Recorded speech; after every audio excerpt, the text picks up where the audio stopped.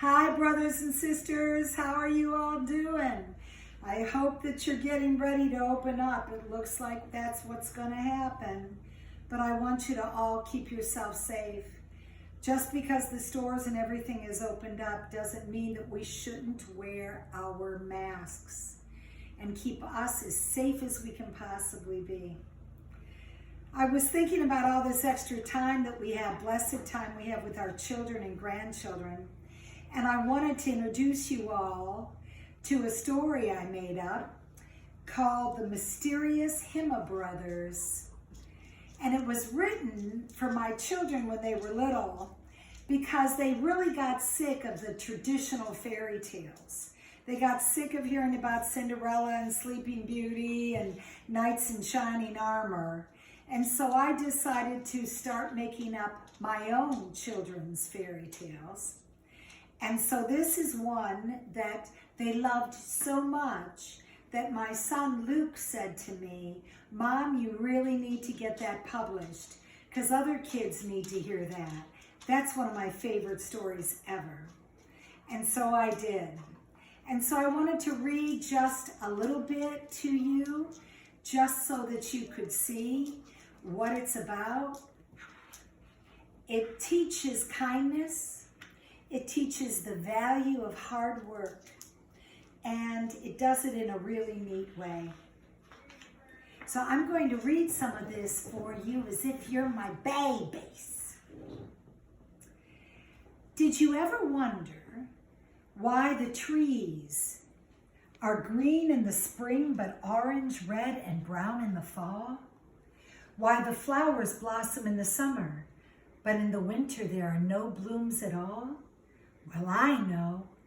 My name is Mila, and this is my story, and this is how it goes.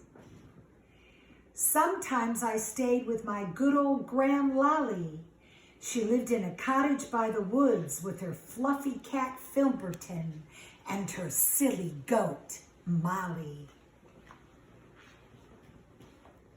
One day when the leaves flew wild and free, I saw a strange little creature, even smaller than me. He was covered with hair from his feet to his nose, and his pants kept falling down to his toes. He had branches growing right out of his head, with leaves on the branches, brown, yellow, and red. In his hand was a paint can that sloshed all about. Then I saw him grab for his pants as he started to shout, "Dag nabbit belt, bugger knows I need it." Then he saw me and said, "I've got work to do on Top Dweller. Beat it." I just want to read you one of the last pages.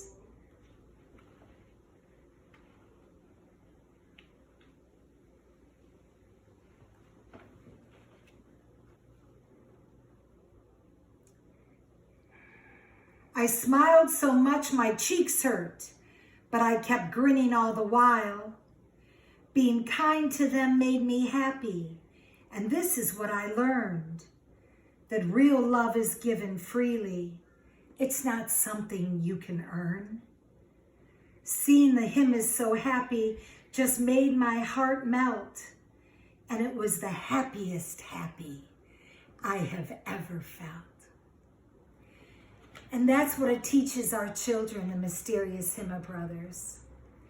It teaches them that if we're kind and loving, then that's what makes our hearts soar. Not a new toy or a new fancy phone, but seeing the smiles on other people's faces. See you soon.